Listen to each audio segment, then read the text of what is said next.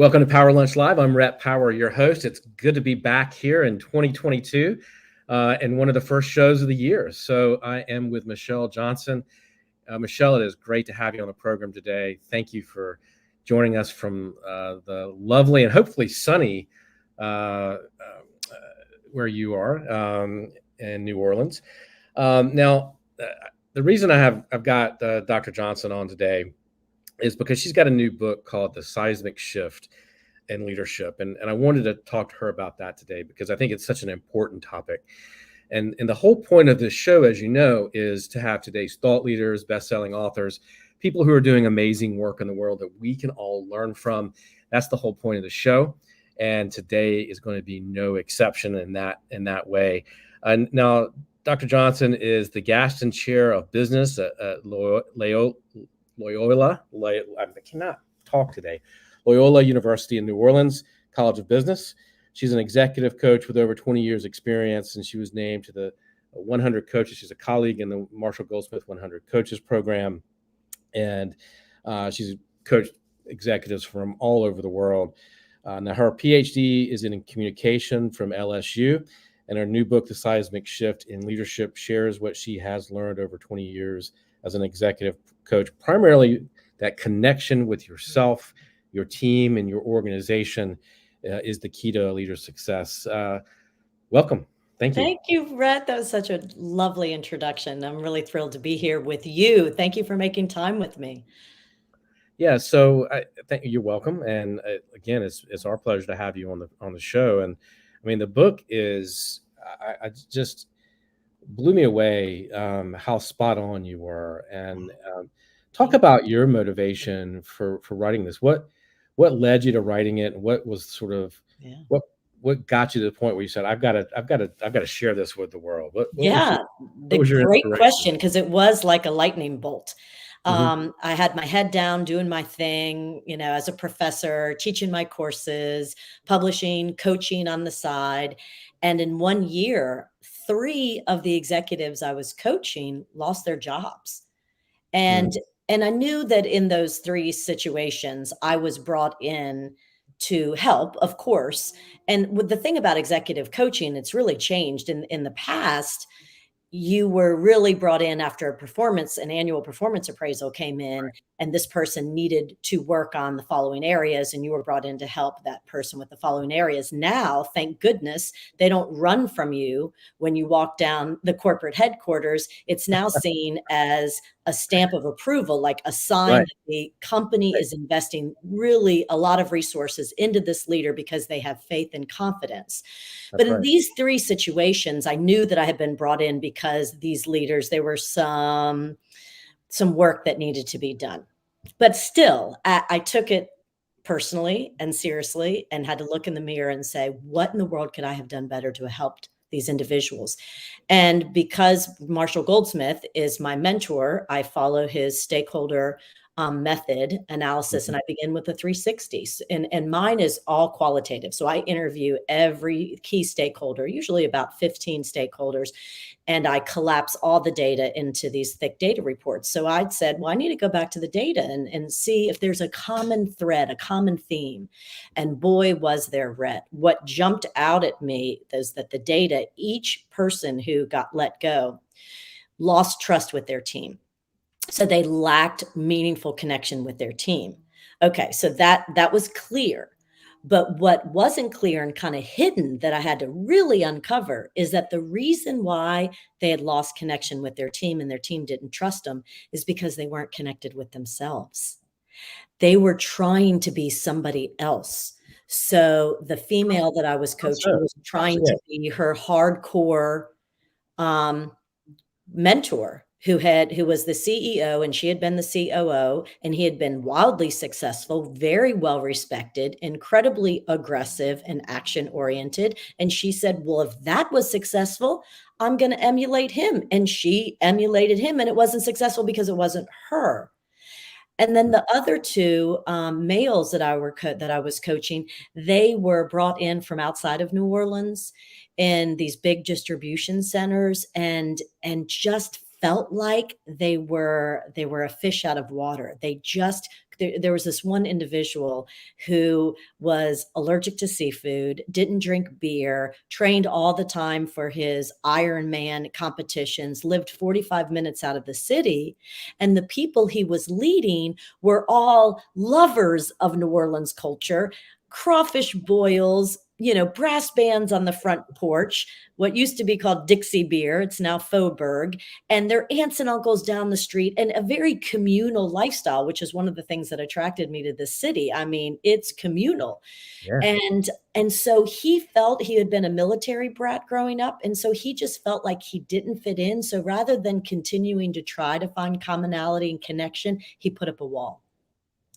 And I call this the mask of perfection, because it really depends. The mask of perfection means different things to different people. But what perfection does when you're trying to be somebody else, or when you put a mask up because you're so uncomfortable with yourself, it creates a wall. So perfection equals disconnection. And that's why they lost their jobs. And that's when the lightning bolt went off in me that I've got to write this book to help others, because I could have been that leader who lost their job. I'm a recovering perfectionist. I had been trying. And so I think that's what really prompted me. I thought, oh my gosh, as a business professor, that was me. I would walk into the business classroom completely trying to be like my male older colleagues who I just was so enamored of in a professional way, of course, just like, I want to be like them. They're amazing. I can't be me. I want to be like them. And I walked into the business classroom and completely changed who I was. And guess what, Rhett? It didn't work. So I almost failed. The dean brought me into his office and said, you've got to figure out how to bring up your faculty evaluations. And I said, I don't understand, because I'm doing everything that my mentors who win faculty member of the year tell me to do.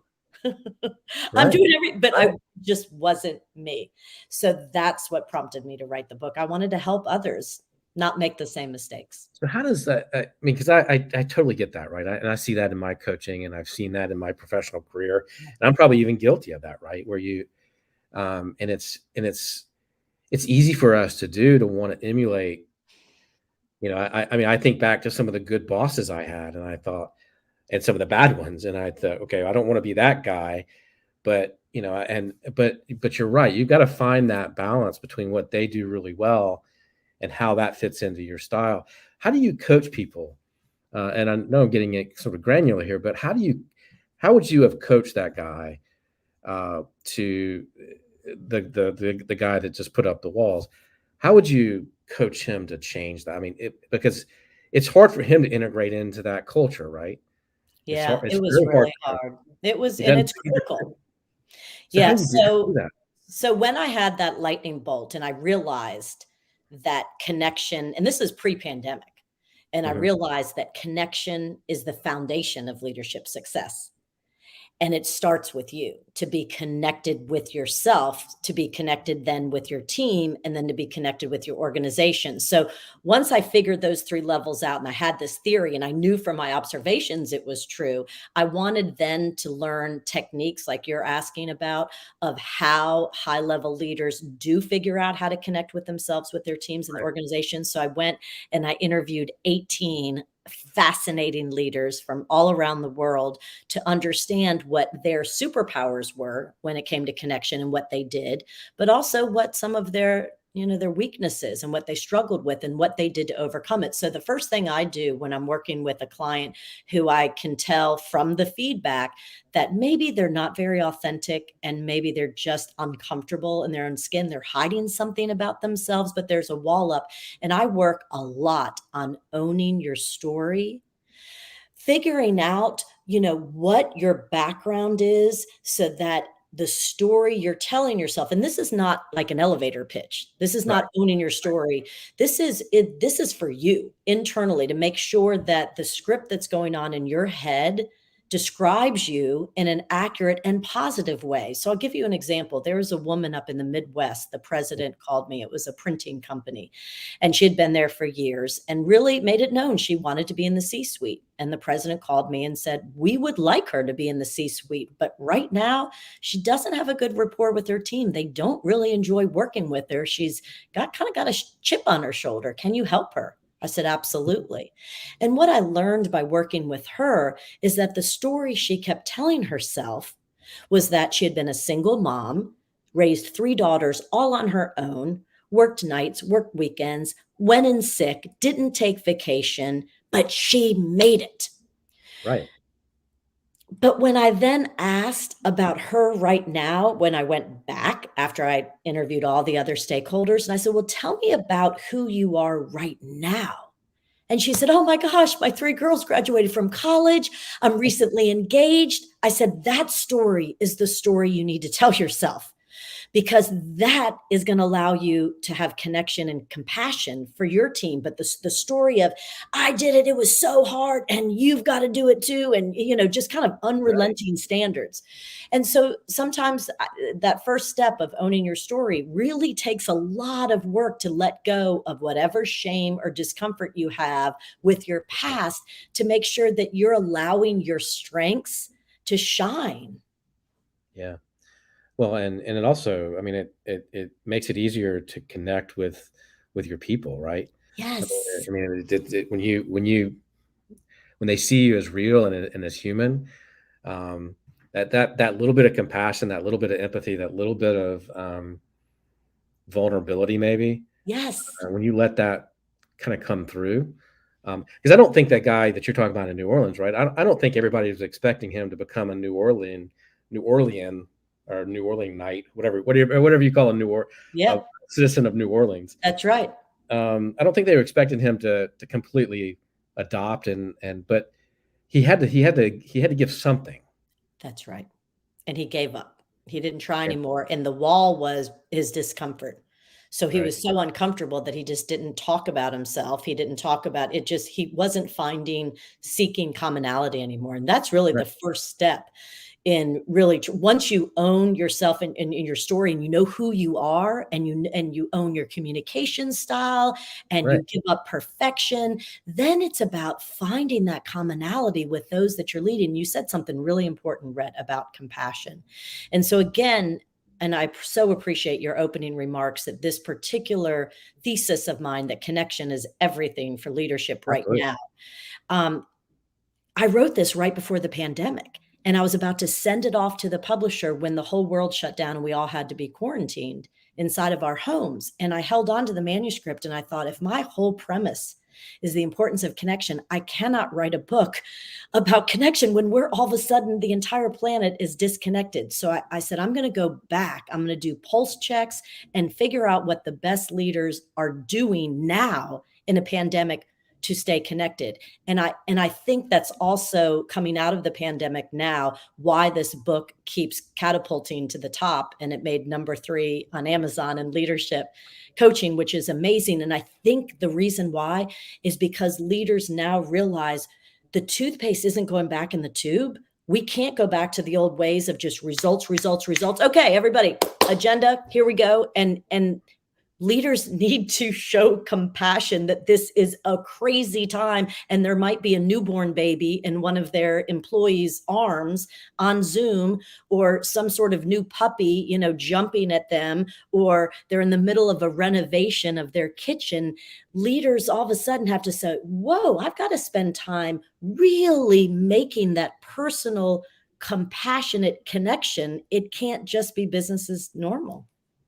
Well, look, I mean, people are going to vote with their feet, so to speak, right? They're going to go somewhere else. If they don't have that connection, I mean, people can make a jump here to another company, another organization. I mean, we have this enormous shortage, as you know, right? And so if you're not happy, if you're not taking care of people like that, if they don't feel that sense of connection to you or your company, you're done. I mean, really, people they have choices now.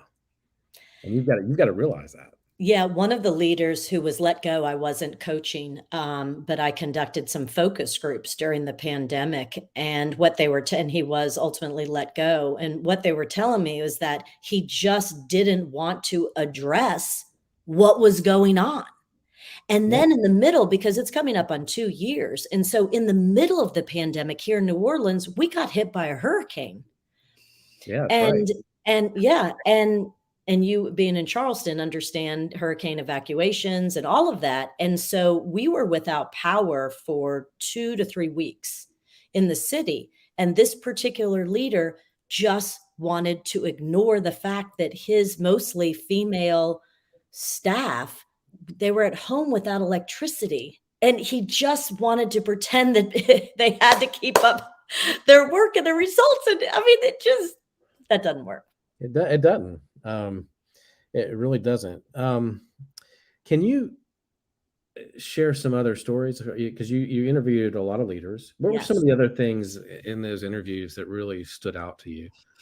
I Some was so stories or some things that Yeah, that to really get to know these amazing leaders. One of the great interviews, are you familiar with Kind Snacks, Kind bars? They're kind Oh, of Daniel, I know yeah, I've interviewed Daniel before, so No I way! know Daniel well, yeah. Yes. So, I didn't interview Daniel, I interviewed the global president Okay. of Kind, and his name is Juan Bautista Alonso Martin, and Okay. based out of Barcelona. And Yeah. so when Mars bought Kind from Daniel, they had to look around their company all over the world to find a leader who could demonstrate kindness and compassion. Okay. And so that's my third level of connection with the brand, connection with the company. You Mhm. know, are your values aligned? Can you walk the talk? Right. And so when I interviewed Juan, what was interesting, I said, Juan, when I first met you on a big Zoom call, you exude kindness and compassion. I mean, it was even palpable through Zoom. And he said, thank you so much. And he said, I don't know if I would have been chosen by Mars to be the global president if I had not finally come to terms with I was trying to be perfect for so long and just had this like veneer up. And I wouldn't let anybody really in. I just hit my numbers, did my job. He said I was in charge. I think he was in charge of Europe and Africa, the dog food division and the candy division. And he said, I thought I was doing an amazing job. But I realized I had to get connected with myself and allow others to see me as a real human being. And Mhm. only when I did that did my career really catapult. And I was chosen to be the global president of Kind because he demonstrated kindness and compassion. How did he, how do you think he did that? He said he worked really, really hard. He had a coach and he Mhm. went to some positive psychology, I think, workshops and really tried to break down what he felt, what he was hiding, what he was scared of. Because typically those who are trying to be perfect then demand perfection in others. And what's crazy is that ultimately creates a culture of fear and competition in your team. Mm. And so it's a very bad pattern to get into, whereas the more you can accept yourself and all, your warts and all, but share with the team, you know, I'm surrounding myself with A-level people because I'm not perfect. I don't expect you to be perfect. If we want to be an innovative company, I've got to allow you to make mistakes. I make mistakes. And so Right. owning that and giving yourself permission to not be perfect then allows you to have that team, that culture, which then allows you to be aligned with your company. So that's how I visualize how it all works. But I have a great story Yeah, do tell. of of disconnection, and it's my favorite story. Jim Mora, who is was just named the University of Connecticut head coach of football. Right. Before that, when I interviewed him, he was on ESPN Sports Center. And he had just come off of, I think, 7 years of being the head coach at UCLA. And before that, the head coach of the Seattle Seahawks and the Atlanta Falcons. So he's had tremendous experience.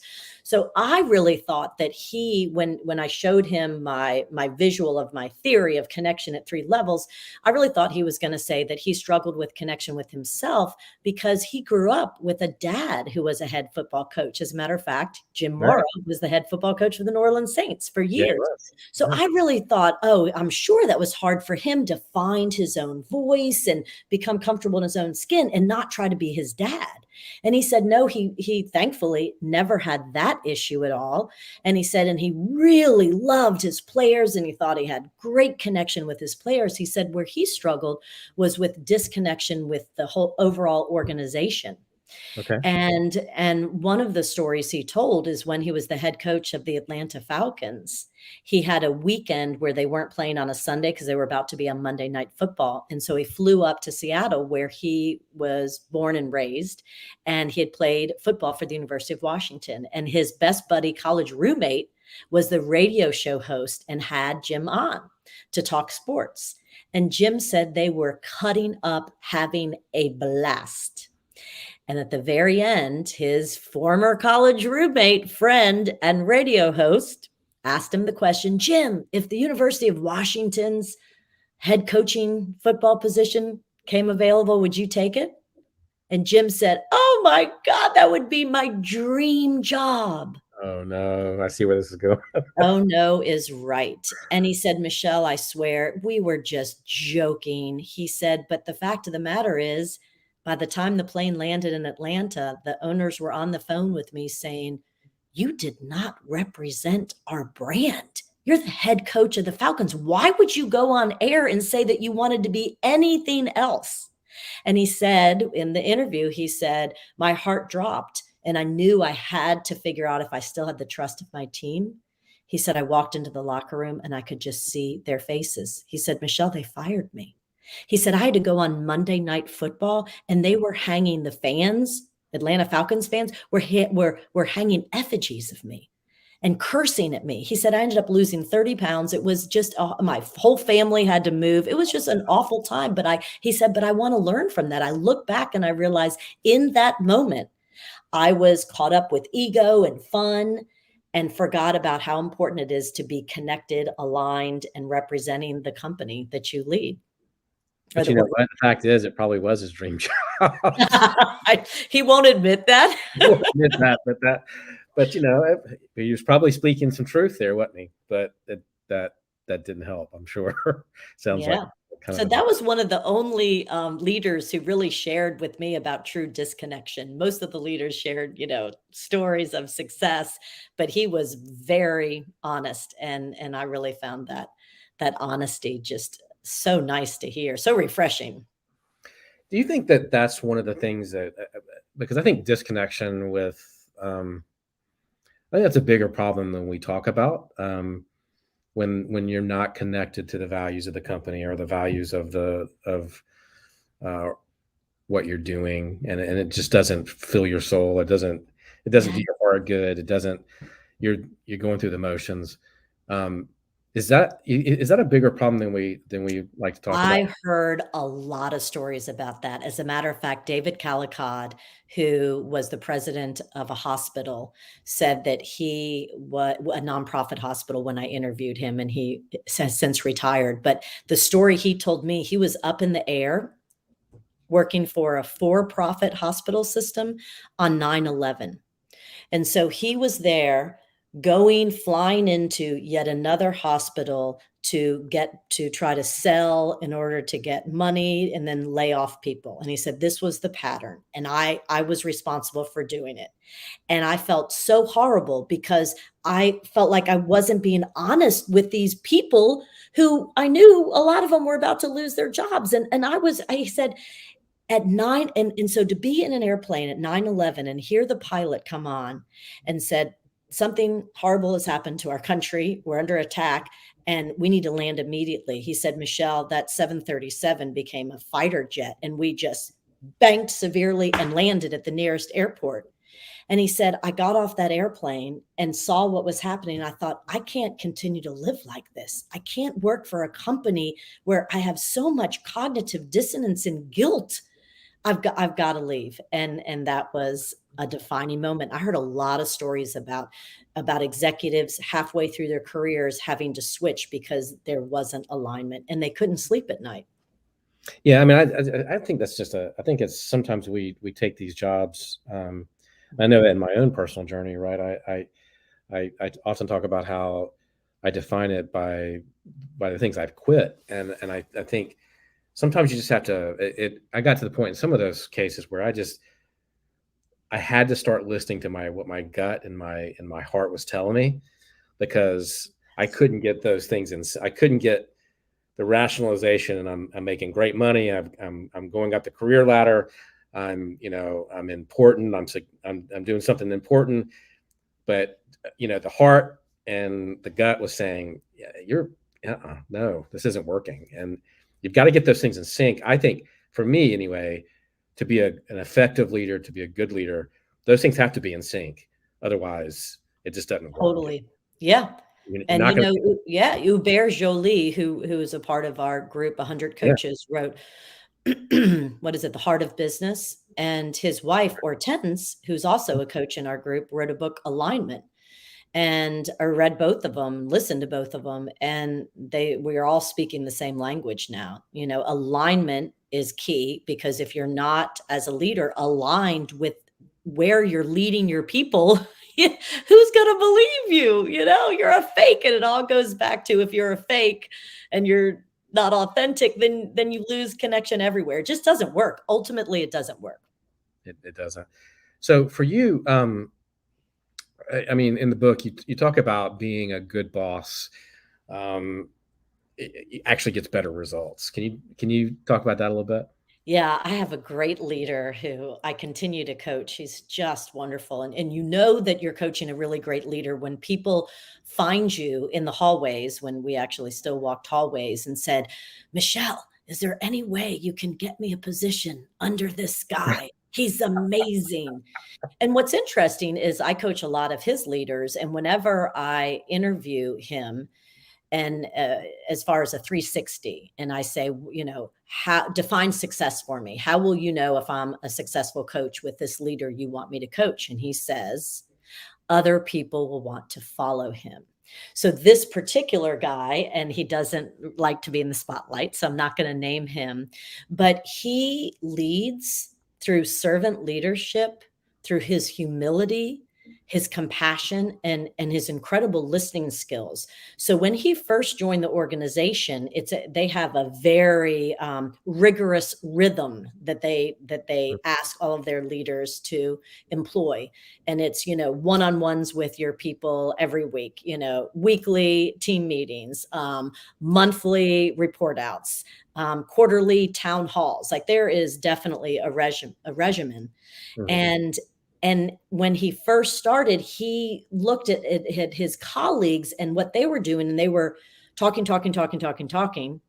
And he is an introvert who'd much rather listen. So he would conduct all of his meetings employing the strategies he saw, and he'd be exhausted. He's like, this is not how I want to lead. So he turned everything upside down. So what had been the norm of 80% directing and talking and dictating and 20% listening, he does it the opposite. And so I attend his team meetings now on Zoom. And if they're an hour and a half, for the first 20 minutes, he embeds time to go around. He goes, I want to know how each of you on my team, how you're doing on a scale of 1 to 10, personal, family, business. I want to get a pulse check. So each person goes around, and then he shares, this is how I'm doing. I'm struggling right now. This is hard. And so just beginning with that, and then really he's like, okay, so I'm here to support you. Give us some report outs and tell me what I can do to best help you. So it really is this perspective that he has of, I am here to support and to help you. I care about you. I want to know about you. And that is why he's a beloved leader who people want to work with. Does he get honesty in those when he asks? What was that? Does he get honesty in those?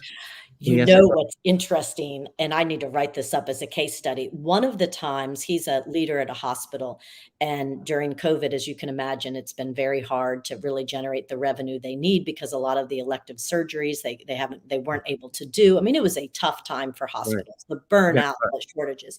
They got crushed.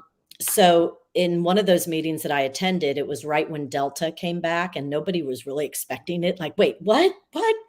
Yeah. And the Delta variant emerged. So it was a team meeting, and he said, okay, I want to hear how y'all doing, on a scale of 1 to 10. They went around, and each person on average was like 8, we're doing pretty well, 8.5. And he went last and he said, I gotta be honest with you. This is hard. I can't believe my kids don't know what college life is like without a mask. I can't believe my mother-in-law can't even get in to get a mammogram, which I know she needs to get. Like, this is hard. He said, so I need you to know I'm having a hard time. And could we please go around and do that again? And Rhett, the scores were 3 out of 10, 4 out of 10, absolutely, because he gave them permission to be real and honest. I'm glad you said that, because I think that's the key. It's that extra step. Yeah. It's not just superficial either. Like that's because I think the smart leader will go around and do something like that. But the really smart leader, the really good leader, follows up with that and says, come on now. If I'm a 5, I know that everybody in this room is not an 8. That's right. And so I'm glad you said that, because I think that's the key. That's the story. That's what I wanted to get to, because that's the real connection, I think. That's right. And so what I learned and what I'm really recommending is, in order to be or stay connected with your team right now in this crazy world that doesn't look like it's going to be changing anytime soon with virtual, and I don't know if the workforce is ever going to all go back to work, is leaders really need to embed time, the first 10 minutes of a meeting, to connect with their people. And because if they don't do that, and it's counterintuitive, some of my leaders really give me pushback and said, Michelle, I have so much to accomplish. Look at my agenda. You're telling me for 10 out of the 50 minutes, I'm going to spend asking how they're doing?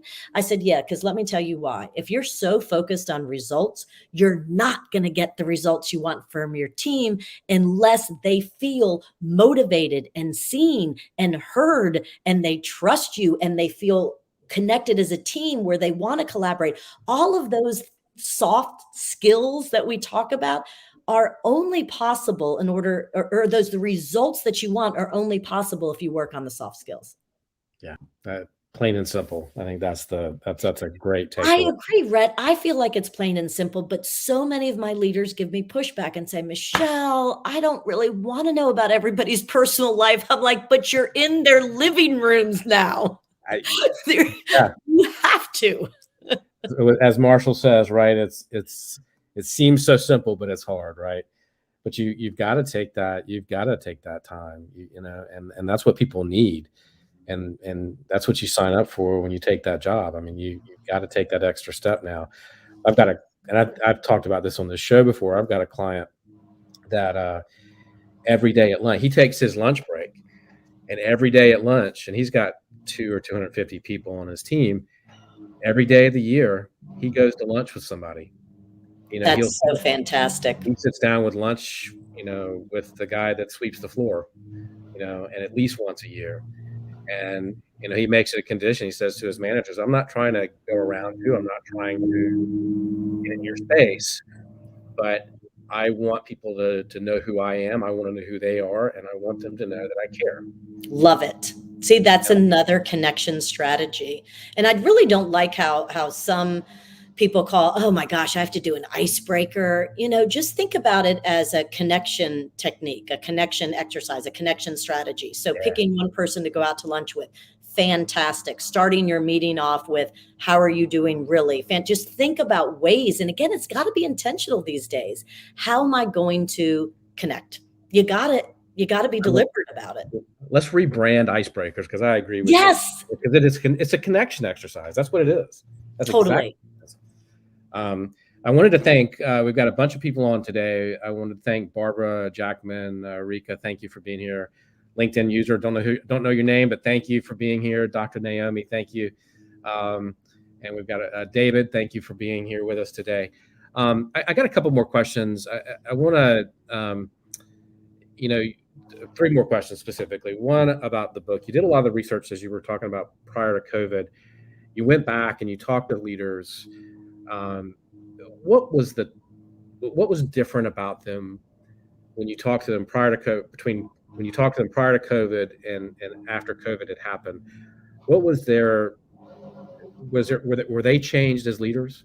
They were exhausted. Okay, that makes sense. But what I've learned through all of this, particularly with the pandemic, is leadership is hard. Yeah. And it can be the most rewarding thing you've ever done, and it should be. But right now they're exhausted. And that's what I learned is they then were able to show more compassion to their people because they were tired too, and they were struggling too. And that's the key. I'll never forget, when I was doing this research, one of my chapters is Give Up Perfection. And when I realized that, like you, Rhett, you shared your story of when you experienced cognitive dissonance and disalignment, and you thought, I have to leave. My heart's not into this job. I got to do something else, right? And you were real. Well, in order to give up that perfection, it takes so much energy to put on a show, right? Whereas leadership, true compassionate leadership, needs to feel real and easy, and it needs to give people more of a sense of peace rather than anxiety. So I think having all of these leaders that I coached and talked to go through the same thing that their people went through gave them much more empathy and compassion. Yeah. And one of the things I'd love to bring you back on at some point to talk about the companies that have gotten it right, sort of as we try to make a transition. I mean, we've got that story with the guy that just fired 900 people via Zoom. I mean, there are companies that are shining examples of who've made this transition to a new work and a new way we work and a new reality, because the pandemic's not going anywhere, right? And we're going to be living with this for a long time. So I want to explore how some companies are really doing this well, and others that haven't. And I think it'd be fun to have you back on to talk about that. I would love that, because I just posted an article on LinkedIn that got me so fired up after I read it. It was on the New York Times about, we can't handle jerk bosses anymore. No. Well, I mean, think we used to, but it's abusive. We can't handle it now. Bye-bye, jerks. Well, and we don't have to. That's just the thing. Right. And I think that's a reality check for the jerk bosses. You're absolutely right. Bye-bye. Adios. Well, and their companies are going to have to get rid of them, right? I mean, that's the thing, right? You can't afford now to have that be the way you operate. Well said. Your customers, say not only employees, but your customers are going to say bye-bye. I mean, I think that's the most important thing. I got two more questions that really aren't book related, but maybe they are. Because I think a lot of what, I do a lot of work with courage, and I do a lot of work with accountability. And this really speaks to me in terms of some of this takes courage. I mean, what's your take on courage and what it takes, or how this fits into the way you're thinking and the way you see this? To be a great leader right now takes a tremendous amount of courage, because it demands all of these soft skills that really, it's like, oh my gosh, I have to lean in with empathy and compassion and listen and pull it out of them, and not just tell them what to do and not just direct. And I mean, you've got to be really vulnerable these days for sure. And that takes courage, because you're showing all of you.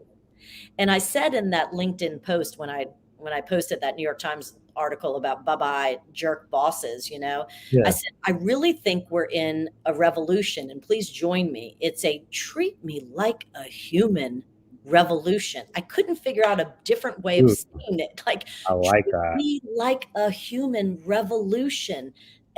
We put up with the command and control and authoritarian leaders for way too long. I don't think that was ever effective, but it was very much the norm.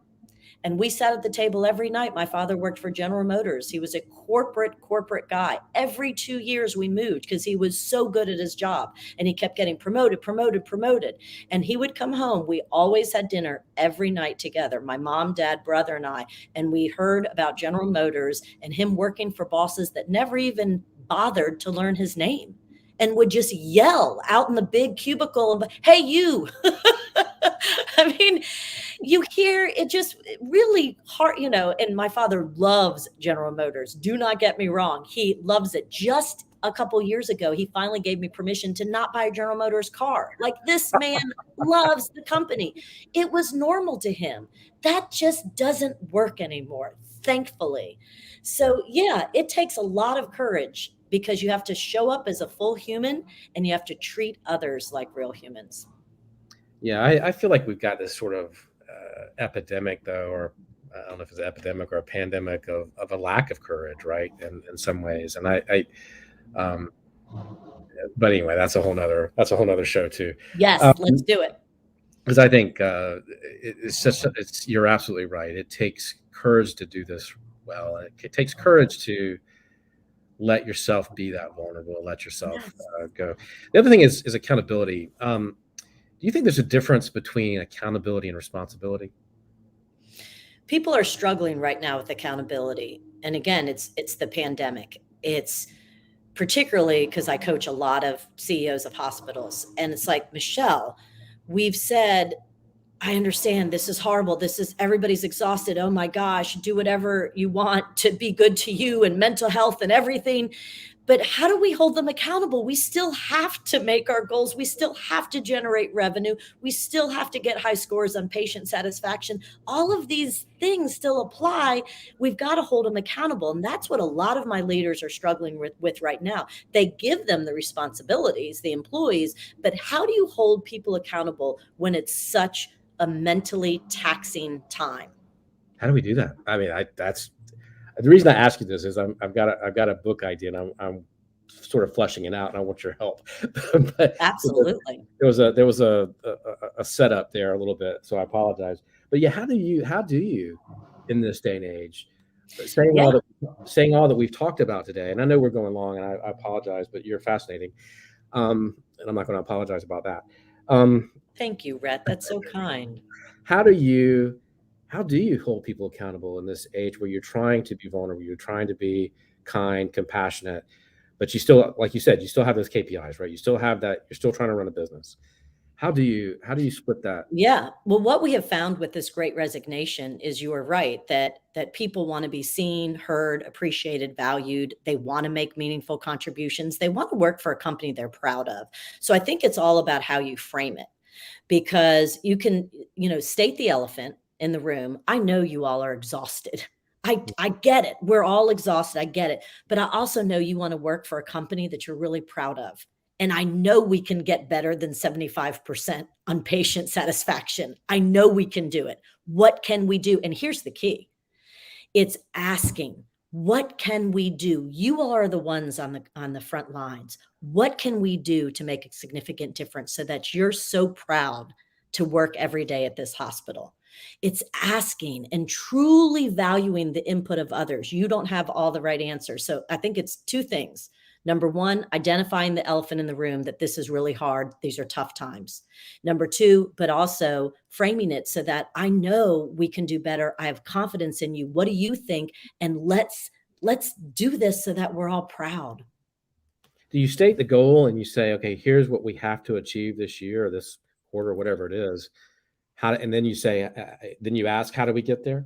Just say, I want to hear from you. I'll ultimately make the decision based on what's best for the company, but you tell me. You're with the patients every day. What do you think will help to make them more satisfied?